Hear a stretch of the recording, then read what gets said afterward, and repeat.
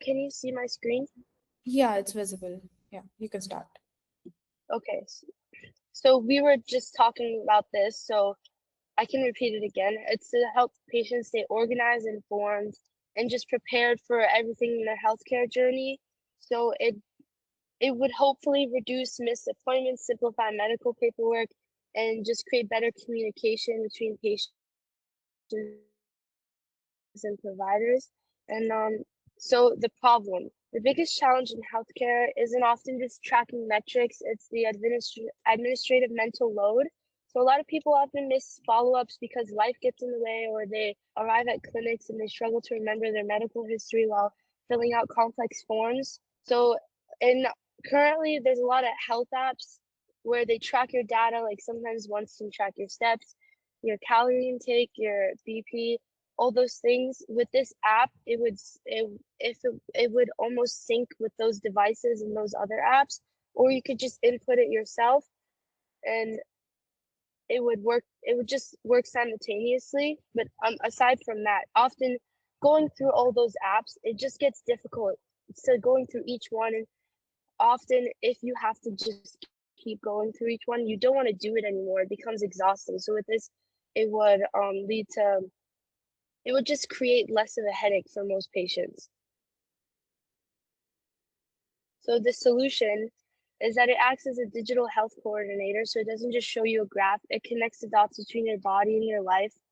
So it looks at your vitals, notices a change in your health trends, checks your calendar, and proactively suggests a time for a checkup. It also guides you through paperwork before you even arrive at the clinic, ensuring every document is prepared with like there's those lists, schedule reminders, notify you, guide you, send reminders, and organize your healthcare records. So this is just like a quick deep dive into what is on this app. So first there's like the scheduling intelligence. So it just uses Groq to model and understand your relationship between your wellness and your time. So it would detect a trend of abnormal vitals or symptoms. And then another one of the important features of the app is that secure medical document vault. In there, it uses an AI assistant that helps you fill them out. So imagine an AI that knows your medical history and walks you through a new intake from step to like form step to step, and it ensures that data is accurate, matches your logs, and is submitted on time. So it's less messy. And then the last important feature is we have built-in feeds for real-time vitals and 28-day physiological and mood monitoring. So these metrics aren't just reviewing, like help you move stressful appointments or just ensure that you've completed a wellness check-in. So for nature, so this is the just the front page, and then if you go to the login, um, okay, let me just sign out really quick. So the first thing someone would see in this app is the sign-in page. So often people, of course, wouldn't have an account. So all it would be is just the basics, your email, password, name, date of birth, and then of course, since it's a health app, we have the weight, height, and your gender, activity level, allergies, health conditions, and primary health objectives.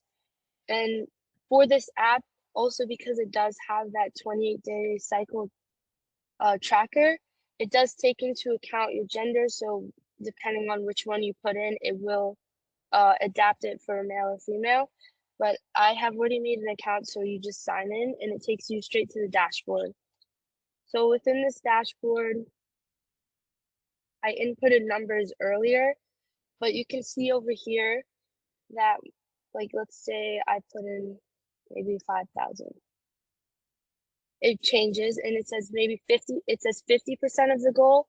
And if I say my BP 75, it would give you notes over here. And for the calories burned, it would say on track. It would change for each patient. But this is just an example of how it keeps record of your health and gives you those insights. And over here, it just goes deeper into it. So it gives you an activity alert of your maybe how Your step count is based on your like how you personalize the app. So, and then it also goes on to the cycle tracking. And if for the future, when it is on someone's phone, you'd press sync device.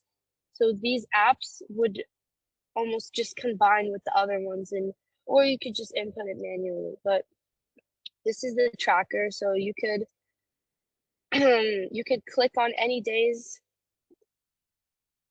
days, and then you would click symptom type, severity, and any detailed notes, and then it would keep your history here, and then also it would give you those insights over there, and it would take into account for your schedule. So what you could put in new appointments, say you have, I don't know, a physical appointment coming up with whatever doctor it is and their specialty. You would input all that and it would keep it here, and it would make sure that you go to that appointment. But it's not just a calendar, because what I was saying is that it uses all of this to make sure that you're keeping up with your yearly appointments, and if it sees that you may need an appointment based on your cycle, your recent heart rates. And this is one of the most important parts, the medical vault. So you would put the document name, the type, and you would just upload the file. And over here in this document status and actions, it would tell you the status, like to what percent you filled out that document, what else needs to be filled out, you know, and what medical jargon, confusing medical jargon, it would help explain that. And it would help explain, what they're really asking you to sign. And this live chat over here is essentially just an assistant, so you could ask it anything. I could say, for example, what is a rash, and it would just tell you. So that's what this is, essentially the app itself. So going back to the presentation, um, Yeah. Yeah. You can stop sharing now. Okay. okay. Yeah.